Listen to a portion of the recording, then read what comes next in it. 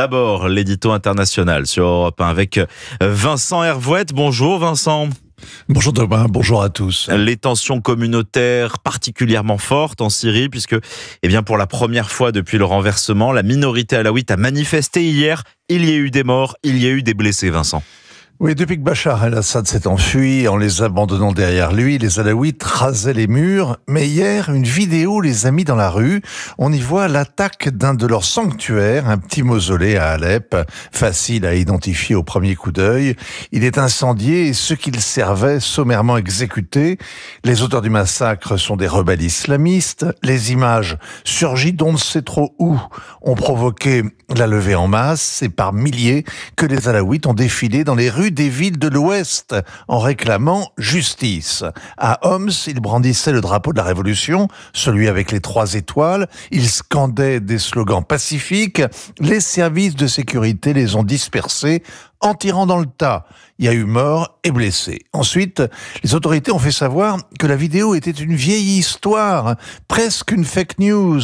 Elle remonte à la prise d'Alep, cette histoire, il y a 3 semaines seulement. Le pouvoir ne parle pas de punir les coupables du massacre, il préfère accuser ceux qui sèment la discorde dans le peuple syrien. C'est la rengaine habituelle des révolutions qui trouvent toujours un ennemi de l'intérieur à dénoncer. Oui, ce qui n'empêche pas les Alaouites de redouter la vengeance des rebelles. Ils ont de bonnes raisons d'avoir peur. D'abord, toute l'histoire de la région est hantée par des massacres d'Alaouites. C'est une secte chiite considérée par la majorité sunnite au mieux comme des apostats, au pire comme des suppôts du démon. Leur marcher dessus était recommandé. Tout a changé il y a 50 ans avec Hafez el-Assad, puis Bachar, son fils. Les Alaouites ont pris leur revanche. Ils pouvaient devenir officiers, hommes d'affaires ou simples moukabarat, membres de la police secrète.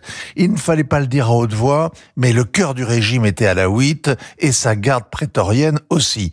Quand l'homme fort du pays, Ahmed al-Chareh, et son premier ministre multiplient les promesses envers les minorités, il parle aux Druzes, aux chrétiens, aux chiites, qui veulent y croire et qui font le pari que l'ancien terroriste aux mains pleines du sang des Yézidis a posé son couteau en taillant sa barbe et en mettant une cravate. Avec les Alaouites, les paroles rassurantes, visiblement, ne suffisent pas. Oui, face à ces suspicions, il se méfie justement.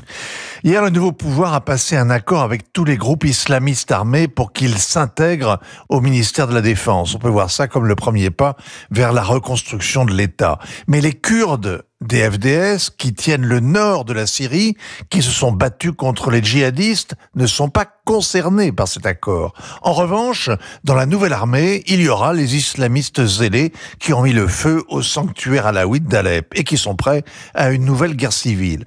Hier, les forces de sécurité ont investi un village alaouite près de Tartous pour y arrêter un chef des Chabiyas, ces miliciens en civil qui faisaient la sale besogne de l'ancien régime. Ils ne l'ont pas trouvé, mais son frère, lui, a fait sauter l'une des jeeps du convoi. Les combats ont fait une demi-douzaine de morts et de blessés, et ce matin, les forces de sécurité assiègent le bled en exigeant qu'on leur livre les coupables. Des renforts arrivent, les rebelles pro-turcs qui se battaient hier encore contre les Kurdes.